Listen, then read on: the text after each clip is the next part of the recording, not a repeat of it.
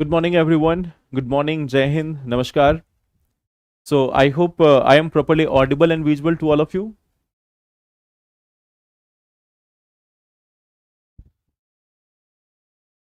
Good morning and welcome to this daily editorial session. So, in the beginning of this week, I have given you some targets. I have given you targets of writing some GS answers, some optional answer, and some answers of current affairs also. So, let us first start with the stock take that we have discussed about this one part. You have to write answers. So tell me one thing, how many GS answers you have written during this duration? How many GS answer, how many optional answer, and plus how many current affair related answer you have written in this week? Like I think current affairs you are writing on daily basis, so you might be getting some questions on daily basis which you can write. So what about the GS and optional? How many answers you have written there? If you are having a target every week, it is going to be helpful. Like every week you are targeting something, writing few 10 answers of optional, 10 answers of GS, 5-6 answers of current affairs. So on an average, if you are like doing this, if you are writing answers on daily basis, it is going to improve. And there is this one question, when the current affairs of batch come. See, right now the update which I'm having is that very soon it is going to be decided and then it is going to be launched, most probably in the month of July. Most probably in the month of July it may get launched. So that is something which may be there. Okay. So you have written two questions of optional, only two. Why? I think you should have written more than that.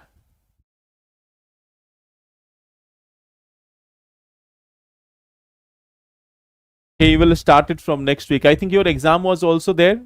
Your exam was also there. You have to appear for the semester exams, I guess.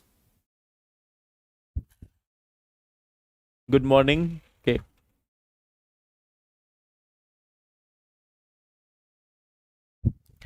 Okay. So next week again, the target will remain same. See, at least let us start with one or two answers per day. Two per day. Here, if you are writing one per day, that's also fine. One per day and one per day. So if you are making a target, it should be like this, that you are writing at least 24 answers. You are writing at least 24 answers in the next week. You are writing at least 24 answers in the next week. So 12 questions from optional, 2 questions from GS, and 6 questions from GS and 6 questions from the current affairs part. Okay. So this is one target which should be there in the next week. ये target लेकर चल सकते हैं. Good morning Kavya, good morning Rishabh, good morning everyone.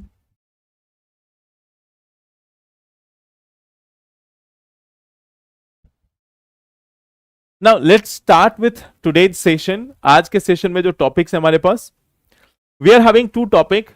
First topic is related to GS paper 2 polity, the role of civil society organisation. Second topic is this labour code. Second topic is with respect to the labor code. So these are the two topics which we are going to discuss in today's session. ये दोनों topic को हम लोग यहाँ पे discuss करने वाले हैं कि what are the provisions which are given there. So let's start with the first topic.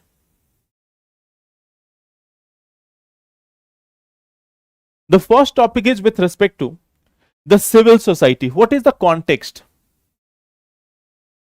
The context is this, that recently we have got a FCRA bill. Recently we have got this FCRA bill, Foreign Contribution Regulation Act bill of 2026. This has been recently introduced in the recently framed. Okay. Now when we talk about this, first of all we will try to understand that what is exactly FCRA. What is FCRA? Foreign Contribution Regulation Act. This stands for Foreign Contribution Regulation Act. Foreign Contribution Regulation Act. This one act is focusing on this one dimension, that like this was first time framed in 2010. This was something which was first time framed in 2010. And what is the aim? The aim is, in simple, to monitor and regulate the funds which are coming towards our agencies. Okay. So what we see that here the aim is to monitor and regulate fund coming to NGOs. To monitor and regulate the funds which are coming to NGOs. Many of our NGOs are there who are receiving funds from outside. Many of our civil society organizations, many of our NGOs, they are receiving donations from outside of the country also. So this one act, it has a simple aim. It wants to regulate this. And why it is going to regulate this? Can you guess this? That why they will be doing this? Why they are going to focus on this one aspect? Why they are going to regulate or monitor the funds which are coming? Now see, it is a general belief that there may be some NGOs who are given fund by outsiders. Let us say that there is an NGO in India which is being funded by Chinese company or Chinese people, and they are trying to instigate anti-government sentiment or anti-India sentiment. There may be some NGOs which are being funded by Pakistan or people from US, people from Europe. Okay. So what we see that this is something which is related to national security. This is something which is important for the part of national security. Okay. It is for the part of national security. It is also for public interest. It is also for public interest. And in fact, one of the aim is to also prevent money laundering. Prevention of this money laundering also. That many a times NGOs are being utilized for the purpose of money laundering. NGOs are one of the famous source for like conversion of this black money. Okay. So this is one part that we see that FCRA was there. Now in 2020 also, what we see that in 2020 there was certain amendment to this FCRA. In 2020 there were certain amendments. In 2020 there were certain amendments to this FCRA. Okay. And what was this amendment? Okay. Like it was said that if you are receiving any foreign fund, it must come through one of the SBI bank branches which is located in New Delhi. So if any NGO is receiving fund from outside, they must receive in their one and only bank account, which is also at one and only one branch of SBI which is located in New Delhi. Okay. So single bank branch, it was said that there will be a single bank branch of SBI for receiving foreign fund. If you are receiving any foreign fund, it must come specifically, it must come strictly in one of the branches of this SBI. Okay. Second part was that if a NGO is receiving fund, this is first part. If a NGO receives fund, then how they are going to utilize this? Many a times what NGOs do, like this is one of the reality, what is the process done by NGOs? Let's say there is XYZ NGO. Okay. Now they have got 100 crore for child nutrition. Let's say they have got 100 crore for child nutrition. They have got 100 crore rupees for child nutrition. They have got a foreign fund, 100 crore rupees for child nutrition. Now, what they used to do, they are spending 60 crore as administrative or up to 50 crore. Earlier, what we used to do, that they were using 50 crore rupees as administrative expense. And the remaining 50 crore, this was going for child welfare. The remaining 50 crore was going for child welfare. So what we see that earlier what they used to do, they used to like receive the funds, they used to utilize up to 50% of the funds for the administrative purpose, means the salary of their employees or their own expenses and other things, and the remaining 50% was going for the actual purpose. So here it was said that administrative, here it was said that administrative expense, it will be down from 50 to 20%.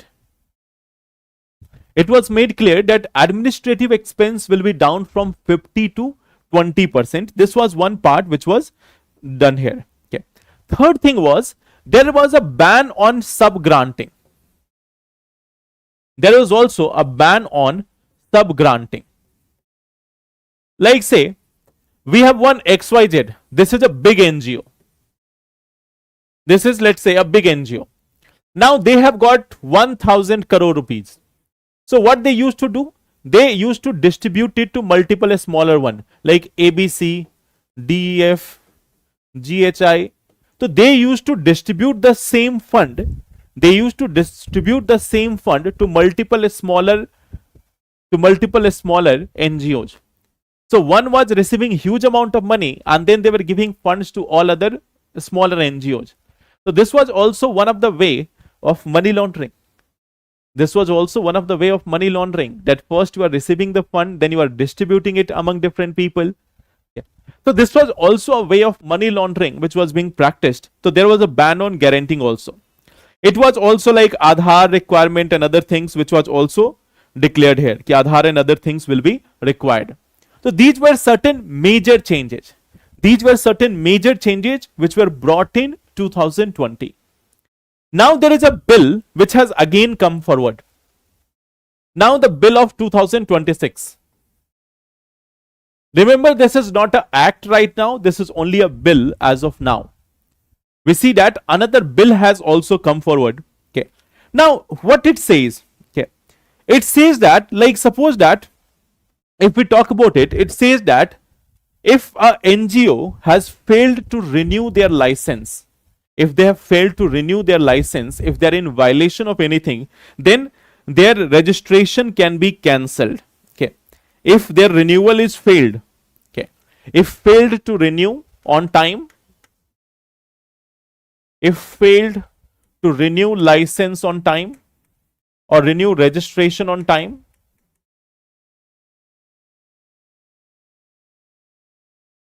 then it will be cancelled. Okay. If they are not able to do it on time, if they are not able to renew their registration on time, then their registration will get cancelled. Okay. Then again, foreign assets which has been created by foreign funds, then what may happen, that suppose that if a NGO, if there is a NGO, their registration, let's say, cancelled, and they have got some asset from foreign fund. So now this asset will be taken over by the government. It has been said that it will be taken over by the government. That if you have got some assets, your registration is cancelled, so you cannot use your assets. If a NGO is there, if they have got some assets, they have created some buildings, they have got some offices, they have got some appliances or anything. So they are having some assets. If those assets have been created by foreign funds, then the government will have the power to take over that asset, and then government will be the owner of that asset. So once the registration is cancelled, there all the powers will be going. Okay. Then government can also sell it. Okay. Government can also sell it. So this is also one of the part. Then what we see that like there is also a higher liability on the office bearers. There is a increased personal liability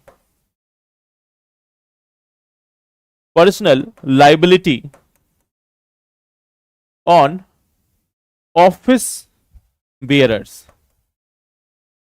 Okay, earlier the case used to be against the NGOs and sometimes the people who are involved in it. But now it is being said that those who are office bearers, they will have the entire responsibility.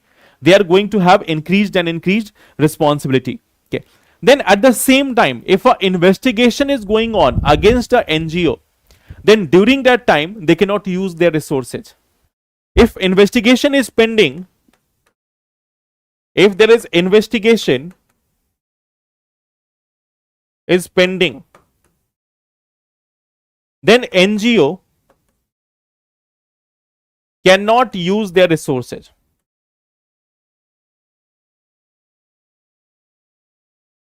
Then NGOs cannot use their resources. Now from here, these are some of the major provisions. Yeah. These are some of the major provisions which we see of FCRA Bill 2026. Now if you look at this, so what do you think? Are these positive steps, or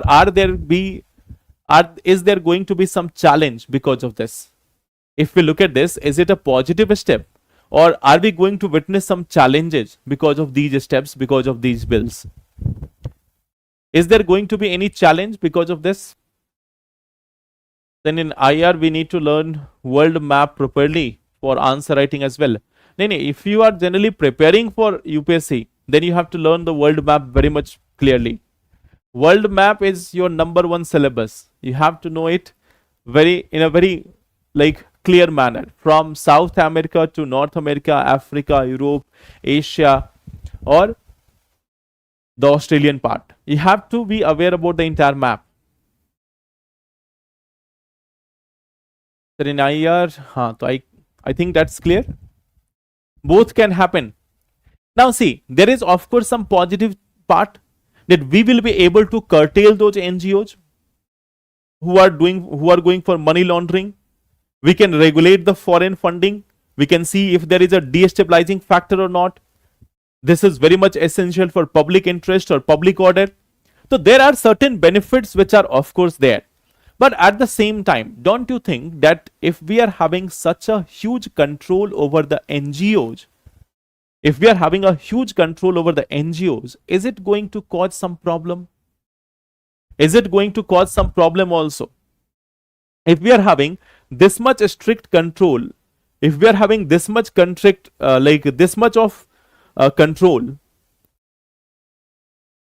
there is going to be always a risk of asset takeover.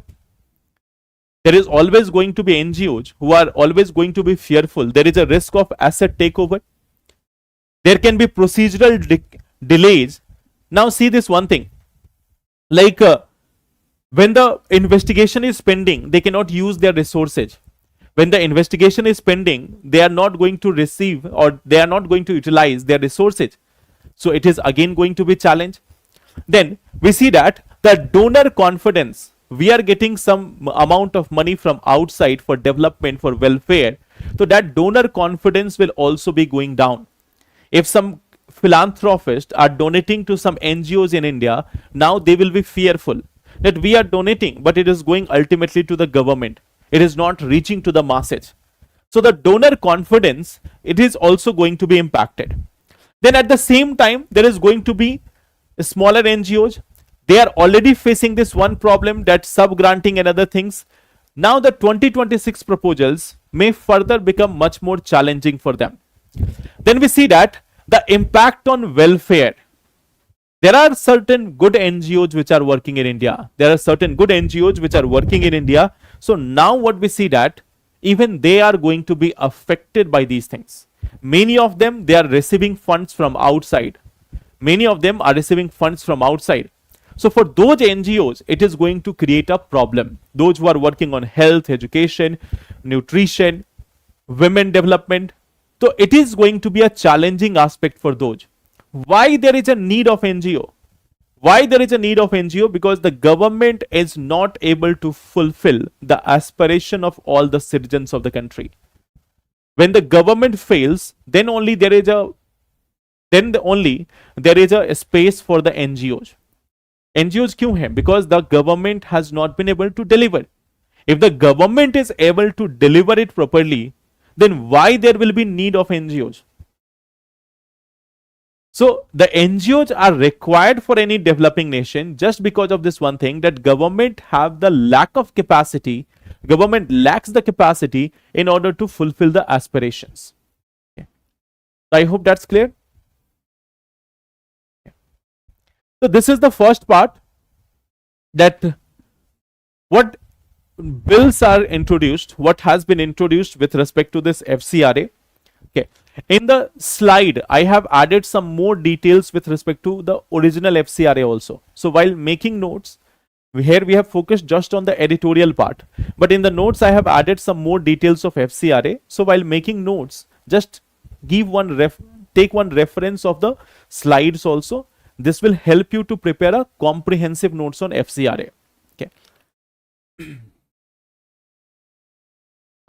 Of course, many people are working in a very good manner for the betterment of society, for the betterment of people. So many of the NGOs are working for this purpose. So what we see now, that if we are curtailing it, then it can be one of the challenge. Now, coming to the next part, the labor laws in India. So we have got new labor laws. I think you are all aware about this. We have discussed about this also in the past. Okay, that we have got some new labor laws. Okay, like we have got this consolidation of labor laws. Just 1 second.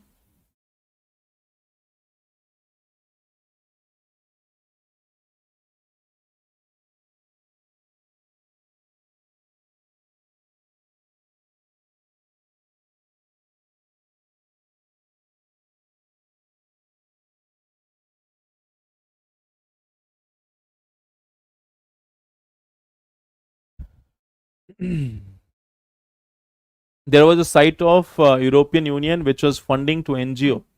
When it got investigated, it is found that it was operating from Pakistan. Yes, that's correct. There are certain NGOs which are quite much detrimental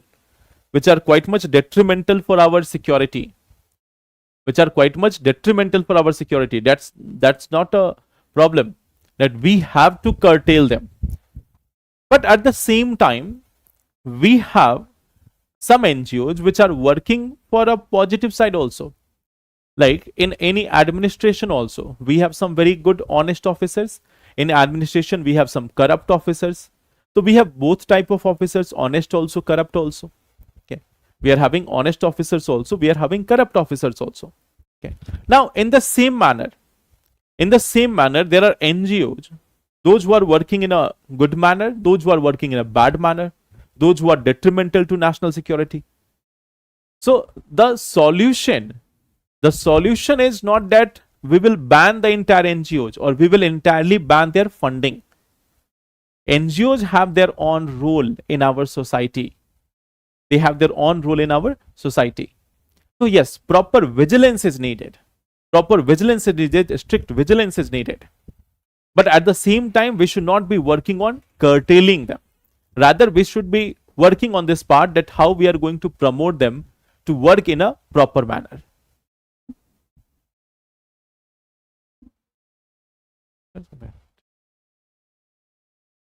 So this is one of the part. Now, coming to the next thing, implementation. Okay, implementation complete, but workers still vulnerable. Okay. Yes, earlier there was registration for long period, but now it is only for a 5-year tenure. So that is also one of the challenge. Okay. So for a smaller NGOs also there is challenge. For bigger NGOs also there is challenge. The main part comes about the funding and the assets. There should be transparency in NGOs. That's no such question on this. There should be a proper transparency in the NGOs, how much fund they are getting. If anyone wants to run a NGO in a proper manner, if they're having everything transparent, then they are not going to face challenge. But if they're having some ulterior motives, then of course it is going to be challenging. And at the same time, government should also be cooperating on them. That if there is an NGO which is working for the welfare of people, then it should be supported by the government rather than having any such curtailment. So I hope that's clear with respect to NGOs.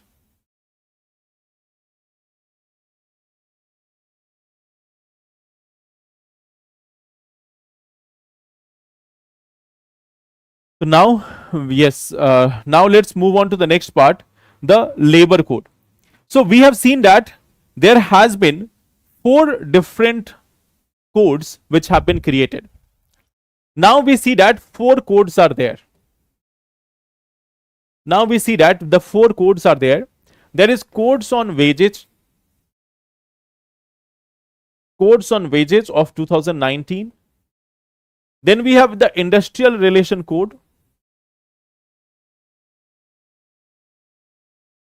Industrial relation code, which is of 2020. Then code on social security. Code on social security. This is something which is of 2020. And then we have the occupational safety. Occupational safety, health, and working condition. This is also of 2020. So 4 different labor laws have been framed in India. Earlier we were having near about 29 different labor laws. We were having 29 different things which have been subsumed in 4 codes. So earlier there was a lot of paperwork, a lot of compliance work which was creating unnecessary challenges for the companies, for the businesses. So now we have got a different codes. Now we have got the different codes, code on wages, code on industrial relation, then code on social security, then occupational safety, health and working condition.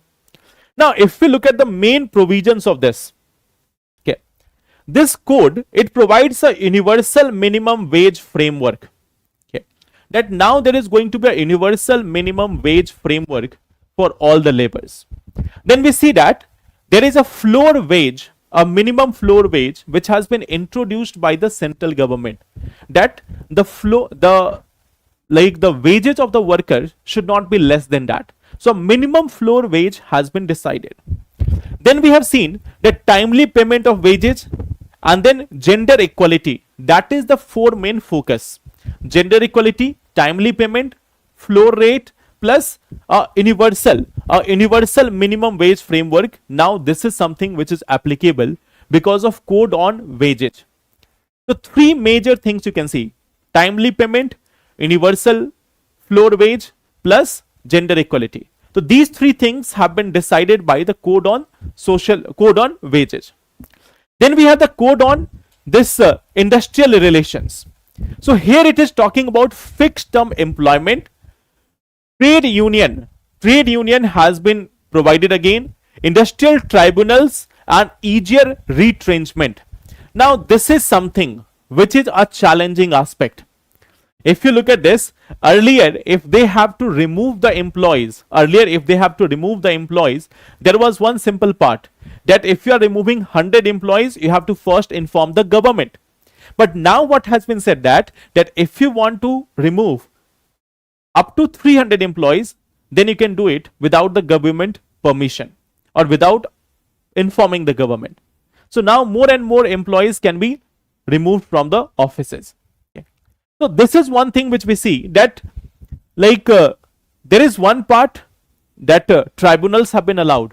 Now if you are looking at the previous sessions, in one of the sessions we have discussed about this specifically, that what are the challenges with respect to trade unions. Now if you remember, during the May time, when the May in the month of April and May, when this crisis was going on, the labor crisis was going on, at that time also we have discussed a few articles with respect to the labor codes. So there also we have discussed about the trade unions, that what problem they are facing. They have to give a notice period. They cannot have protest without notice. And if a negotiation process is started, then again they have to halt the this protest or a strike. So that is one thing which we have already seen. Then we have this code on social security. So now what we see, that it is covering gig workers, platform workers, unorganized workers, and self-employed. Okay. So there is one improvement which we have seen, that now the coverage has been extended to many other people also. The coverage has been extended. So that is one of the positive dimension which we can see from here. And then occupational safety also. One nation safety appointment letter, these things are there. So one nation safety framework is there. So a common standard for health, safety and working condition in all the states. Earlier the states were having different conditions. The states were having their own regulation. But now there is going to be a national framework for this one thing. Then we see that interstate migrant workers, they are also getting registration and welfare provisions, and an appointment letter has been made mandatory. So if we are talking about the different codes, that what has been done so far, what provisions have been enacted so far, so these are certain provisions. But the question is not about the provision. Question is about their implementation, that how they are getting implemented. We will look at this, that what is the benefit which they are getting. What benefit they are getting. Okay. First benefit part, of course you can see that we are having a broader social security. The gig workers are also getting included. Broader social security. Then universal. We see that there is a universal minimum wage or universal minimum wage. Okay. Universal, yeah, one safety, one nation, one safety condition. One safety condition.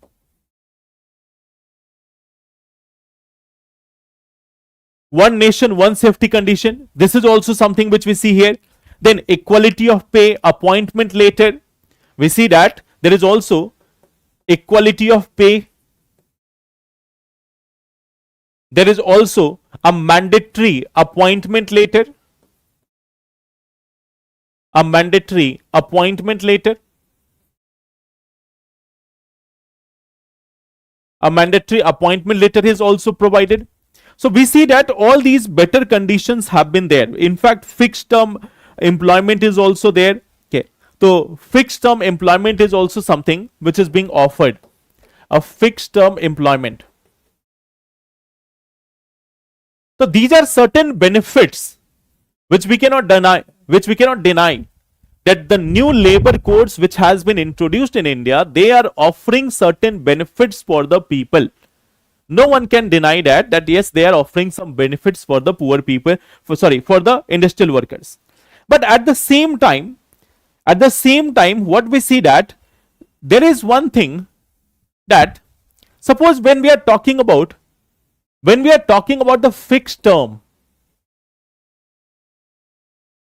when we are talking about the fixed term employment,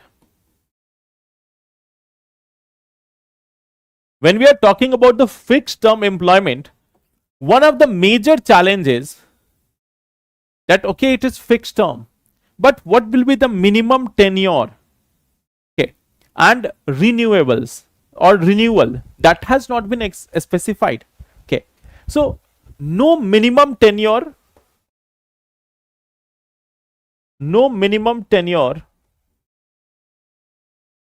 specified. So a fixed term employment can be just for 1 week also, 1 month also, 10 days also, 10 years also. A fixed term employment is there, but what should be the minimum tenure? Now, of course, it is difficult to define because every industry has its own cycle. But then again, as per the size of the industry, we could have divided it that if a company is having a net worth of 500 crore, so they cannot be hiring the employee just for 1 week or 1 days or 10 days. They are relocating everywhere and then they are getting fired. Okay. So again, what we see that no minimum tenure has been specified. This is one of the challenging aspect. Okay. Now what we see that the government has provided for the option of fixed term employment. So what we see that there is a potential chance that permanent jobs can be changed to fixed term employment. That even in the industries where we are having somewhat permanent jobs, now they're having the flexibility. Okay, that they can just go for this fixed term employment rather than this one. Okay. Now here we see that like the gender bias. Okay, gender bias is again there. Okay, so what we see that in the floor wage calculation,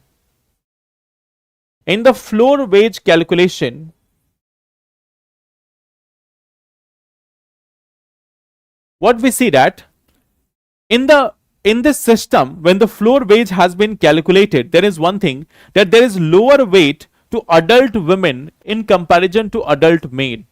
Okay, lower weightage to adult women as compared to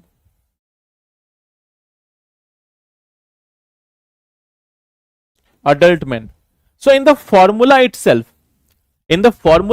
for calculation of the wages, there is more weightage to men as compared to female. Okay. Then we see that the gig workers, they are having their own challenges. Okay. That they are being recognized, but they are still treated as self-employed. Okay. The gig workers, they are still treated as self-employed.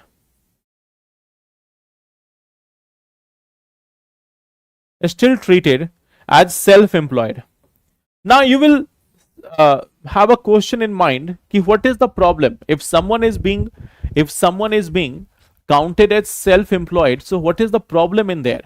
The problem is this: self-employed people don't have an option of a lot of financial products. So if there is a person who is salaried, let me give you an example. If there is a person who is salaried and they are getting 50,000 rupees per month, okay, and on the other hand there is a person who is self-employed, they are getting 1 lakh rupees per month. Now if they have to get a loan of, let us say, on which the EMI is of 10,000 or 20,000, if they have to get a loan of 10,000 EMI or 20,000 EMI, the person who is having a fixed salary, the person who is salaried employee, they can easily avail it. They can get easy loan from the bank. In fact, they will be getting a lower interest rate also. But on the other hand, the person who is self-employed, even if they are earning huge amount of money, then also they will not be able to get a loan from bank easily. And even if they are getting it, they are going to pay a higher interest rate. Okay. So those who are having a stability, they are having benefits. But those who are self-employed, they are not having benefits. Rather than that, they are having several disadvantages. So they are not being treated as salaried. Okay. Then at the same time, what we see that sector specific welfare measures are not provided. sector specific welfare measures have not been provided.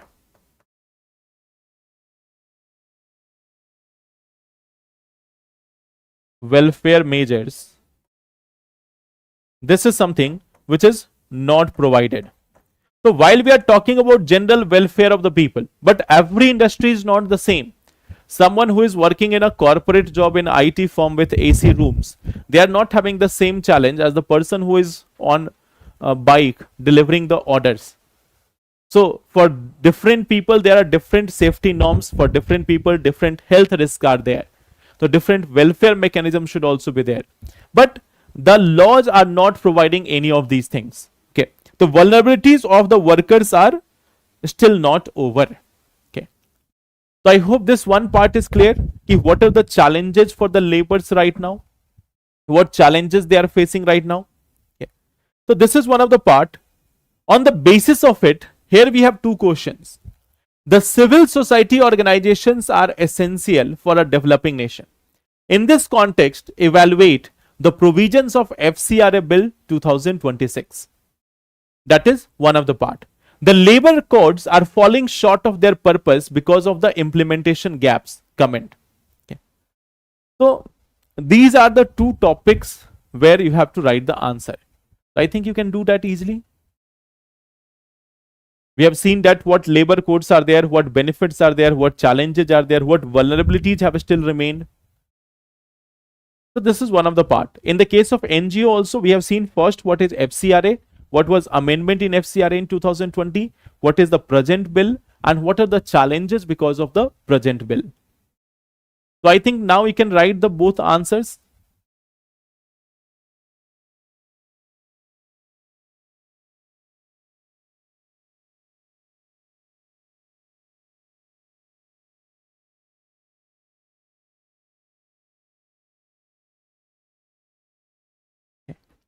Transparent. Transparent is something different. हर जगह synonyms use नहीं कर सकते. We cannot use all the synonyms everywhere. So now we have this one question. The development of the new AI tools are presenting a mammoth challenge to cyber security architecture of India. Comment in 150 words. The last day, I think I have explained it to you. Mythos AI, what is its potential, what is its capacity. The last day, have we seen it?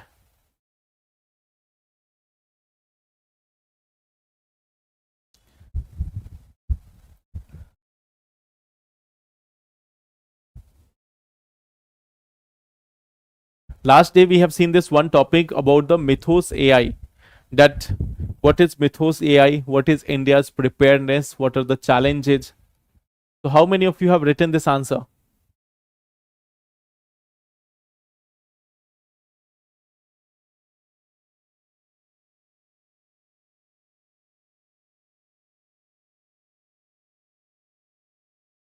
You cannot write today, so you can write tomorrow. Tomorrow is Sunday. Sunday, you have leave. On Sunday, you will have time. So, you can write it tomorrow. So, development of new tools. How many of you have written this answer? कितने लोगों ने ये answer लिखा है? I have not written. Why? Motivation कम होता जा रहा है क्या?